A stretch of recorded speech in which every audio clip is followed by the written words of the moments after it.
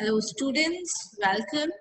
In this video today, we will learn about the animal tissues. Animal tissues, you can see on your screen, animal tissues, there are various epithelial, stratified epithelial, nervous tissue, connective tissue, fluid connective tissue, bone, blood, cardiac muscle, that is muscular tissue, right? So it is more complex than plant. It is not that similar like plant. They have only two types, meristematic and permanent. Here, in animal, you will find four different types of tissues. Here on your screen, you can see epithelial tissue. Second one is nervous tissue. Then third one is connective tissue. And fourth one we will discuss, that is muscular tissue. So let's move ahead. Animal tissues. As you can see on your screen, animal tissue, the flow chart of animal tissue, that it describes it has four parts: epithelial, muscular, connective, and nervous tissue. Epithelial is further divided into three types, that is squamous epithelial, cuboidal epithelium, columnar, ciliated, glandular. Squamous, that means flat cells. When we will discuss more about these, you will see that in the diagrams that in squamous epithelium, the cell types are the flattened one. The cells are more flat in structure than cuboidal, that is cube shape. In cuboidal, the cell will have the cube shape like structure. Cube-like structure. In columnar, we'll find the cell, they are pillar-like structure. At the base, the nucleus is located. Fourth one, ciliated. The cells will be there, either cuboidal or columnar. Let's say cuboidal cell are there with hair-like structures on it. So cilia is basically, what is the meaning of cilia? Cilia stands with the hair-like structure.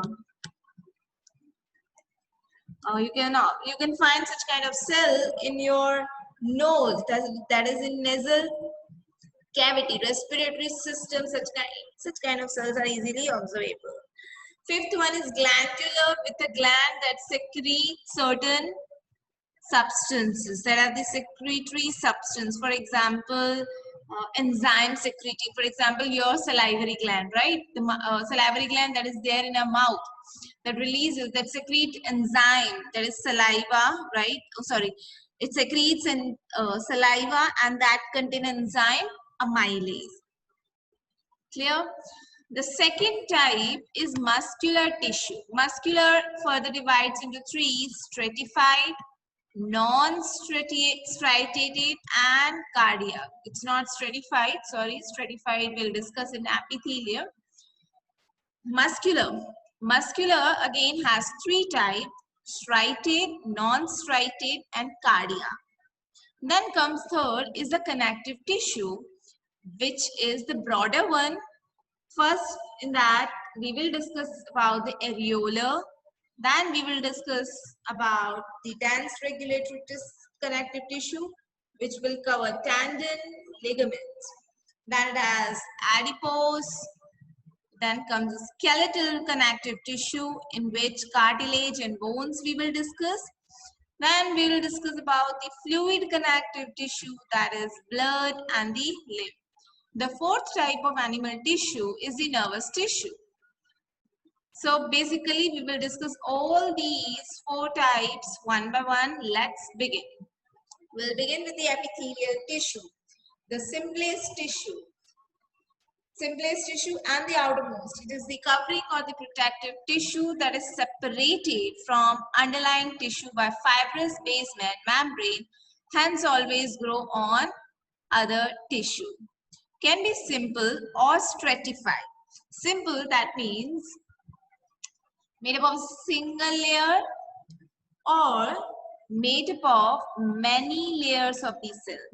The characteristics of epithelial tissue are, they are tightly packed cells to form a continuous sheath.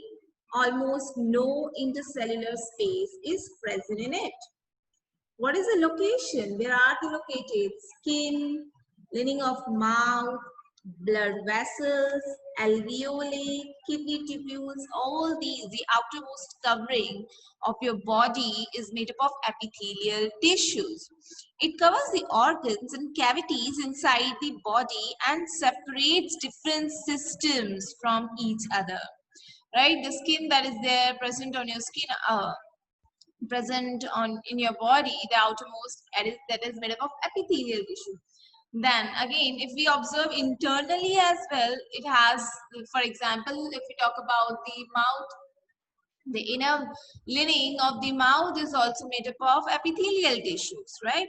So it is present, it covers the organs and the cavity inside the body. It protects the body from drying, injury and the infection. So first line of defense is your skin, that is epithelial. It covers your inner tissues, other tissues, so it protects from the drying. It protects your body organs from injury and from the infection. Note, as whatever that enters the body or leaves the body must cross at least one layer of epithelium, that is squamous epithelium. Permeability of cells of epithelium is important for exchange of substances. So whatever substance, whatever things are moving out from the body or entering, it has to move from this. Basically, we had seen here that they are simple or stratified. Stratified, that means they are made up of many such layers. The example is our skin. Skin is made up of many such layers. Clear?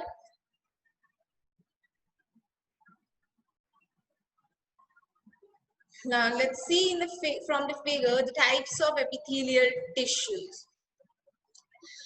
They are simple squamous, simple cuboidal on your left hand side, simple squamous, simple cuboidal, simple columnar, and on right side stratified squamous, stratified cuboidal, stratified columnar you can observe, right? Now let's see the first one, simple squamous. You can see in your on your screen the image. It has the first one, the simple squamous, the flattened cell with the base. Every every epithelia has a basement membrane on which they are attached. Fine. Simple squamous, they are flat. Where are they located? They are located in the lines of blood vessels and the air sac of lungs. What is their role? The role is to exchange nutrients, waste and gases. Then comes the cuboidal. Where are they located? They are located in kidney tubules and glands.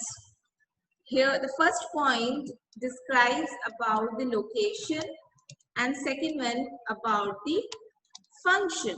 So here also first point it tells us about the location of the simple cuboidal and second one describes about the function. What is the role of cuboidal? They secrete or absorb water and mineral small molecules. Then third one is the simple columnar. The location is lines of most digestive organs. Mostly they are located in the digestive organs. What is their role? To absorb nutrients, produce mucus. Now here you can see a goblet cell. What is the meaning of goblet? On your screen, you can see some pink color patches. Say pink color gland-like structure is there, right? Apart from the main cells, they have the pink cell. This cell is the gland. That's why these cells are also known as glandular epithelial cells. Clear? Now moving to the stratified squamous. Stratified squamous, you can see there are many such layers. Flatware, they are a mixture of it, right? Where are they located? They are located in the outer layer of the skin, mouth and vagina. What is the role? The role is to protect against abrasion, drying and infection. So this is what the role of stratified squamous epithelium is. Then comes the stratified cuboidal. Stratified cuboidal, they are present in the sweat ducts, right? That is duct glands, sweat, from where we sweat, right? Precipitations, we do the, yeah, we do it. Then stratified cuboidal, what is the role? Secretion of water and ions. The role of our sweat gland is to release, to secrete water along with the ions. Last one is stratified columnar. Where are they located? They are located in the epididymis, that is a part of testes in males, mammary glands, and larynx. Larynx is the voice box, right? Larynx is voice box. And what is the role of it? Its role is to secrete mucus. You can here also observe, you can see the pink gland-like structure. So they are also glandular epithelial tissues. Now, let's discuss about the structure, location in the body, and the function. First one is squamous epithelium. Squamous epithelium, the structure is thin, flat, irregular cells which fit like floor tiles to form delicate lining called pavement epithelium. Nuclei is in the center. Where are they located? Location in the body, that is in esophagus, lining of mouth, alveoli of lungs, and the blood vessels. What is the role of squamous epithelium? The role is to protect the underlying tissue from the injury, germs,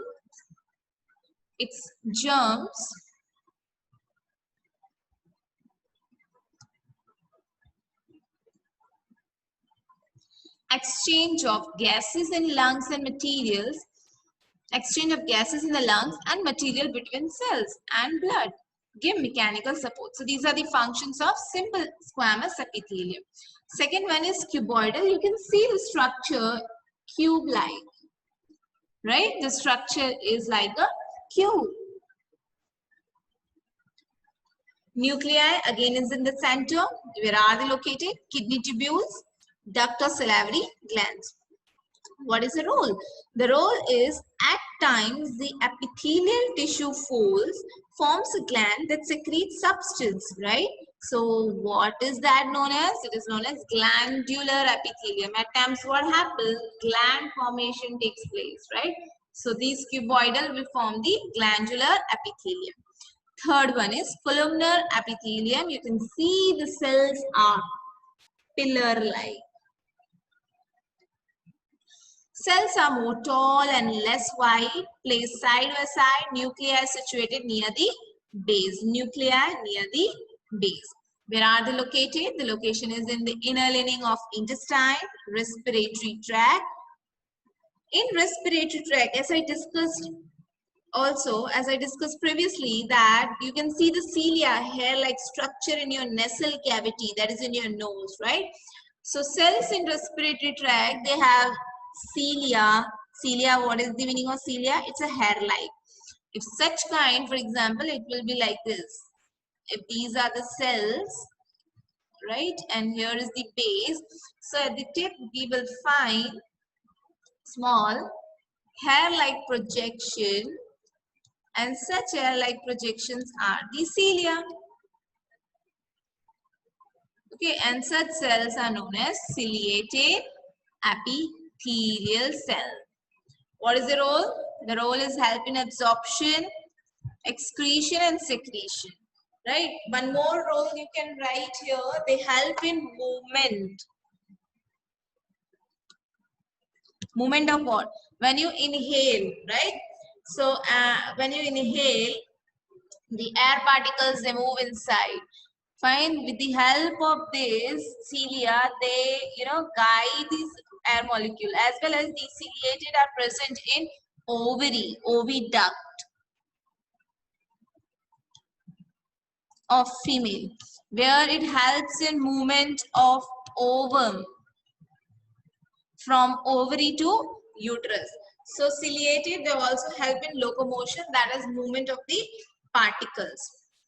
Last one is striated squamous epithelium, that is stratified squamous epithelium. Squamous blood cells arrange in many layers to prevent wear and tear. So they must be located in the skin, because skin is the outermost which is in direct contact with the environment, right? And majority of the wear and tear, it is in the direct contact with the environment, so it's in high risk of damaging. So that's why it is stratified. It is stratified squamous epithelium. The skin is to prevent wear and tear. We can stratify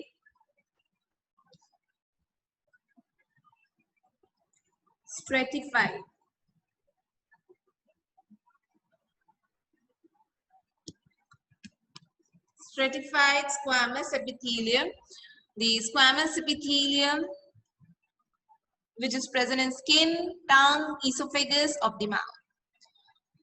What is the role? The role is protection, prevent wear and tear, prevent the wear and tear of the tissues that will help in the further damage of the organs. Moving ahead, next is connective tissue. In this connective tissue, we will be learning about the loose connective tissue, adipose tissue, then there is a blood, fibrous connective tissue, cartilage, and the bones. Connective tissue. Connective tissue connects various tissues together in any organ. Most abundant among all animal tissue. They are majorly present in any of the animal tissue. What is the role of connective tissue? The role is binding, supporting, and packing of organs of the body. Characteristics of connective tissue is few cells, loosely packed, large intercellular space. We will find that cells are few in number. Cells are loosely packed. The intercellular space is more, which is filled with jelly-like substance that is known as matrix. So what is the matrix? Matrix is jelly-like substance that is present in the intercellular space of connective tissue. Let's begin with the bone. Bone forms skeleton that supports body and anchors muscles. So the main function of bone is to support body. It is a strong and non-flexible tissue in which bone cells are embedded in a hard matrix made of calcium and phosphorus compounds. Next one is the cartilage. Cartilage, they are widely spaced cells. They are hard, elastic tissue, softer than bones. Matrix is solid but elastic due to presence of protein called chondrion.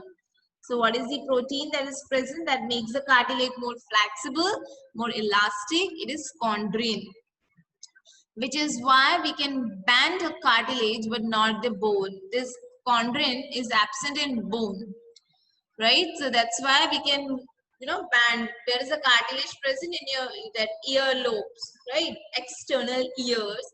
Then in nose, you can bend, you can twist it. I mean, you can't twist it. You can twist the ear lobes, but not the nose. But you can bend it, you can press it.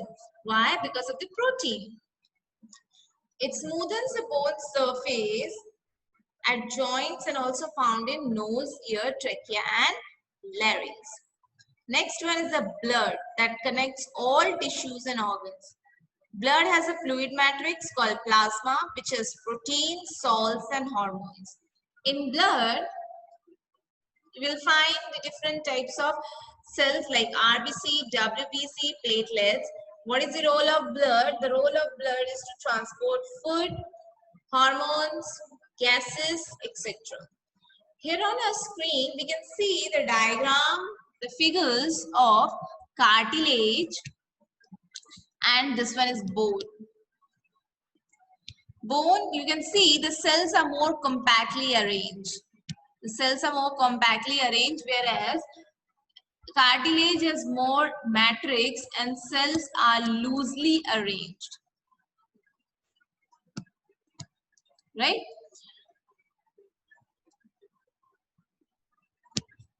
Next is the blood. Blood is composed of plasma and cellular elements. Plasma is the fluid portion and the cellular elements are cell types. Right? 55% is plasma, whereas 45 composed of erythrocytes, that are RBCs, WBCs, and platelets. The major function of plasma is to carry other substances. It acts as a solvent.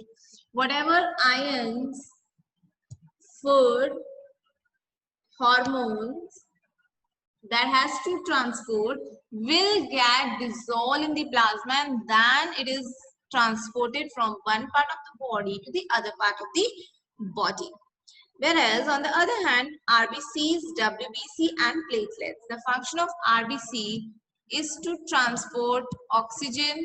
The function of WBC is to protect against pathogens. That means it provides the immunity.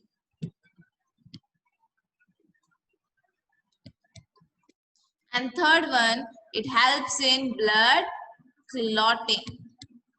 So these are the composition and function of different components of blood. Next one is areolar, adipose and ligaments. Areolar tissue, it fills, as the name indicates, areolar, it fills gaps. It fills the space inside the organs, supports internal organs and help in tissue repair. Found between skin and muscles, around the blood vessels and bone marrow. On the other hand, adipose tissue, it stores the fat found below the skin and between the internal organ. Cells are fit with fat globules. It's not fat globules, it is. Cells are filled with fat globules. It acts like an insulator due to presence of fat. So adipose tissue, as the name indicates, it has a fat globules that act like an insulator, and this areola supports the internal organs of the body. Next one is the ligament and tendons. Ligaments connect bone to bone, right? It connects bone to bone. It is elastic, has strength and very less matrix. Whereas on the other hand, tendon connect muscles to bone.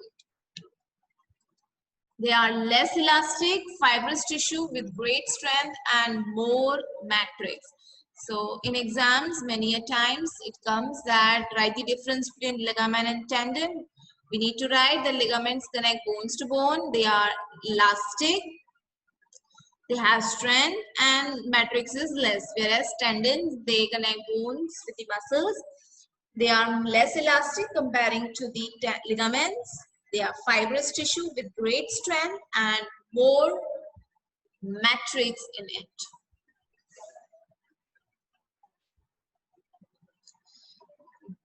Images of areolar tissue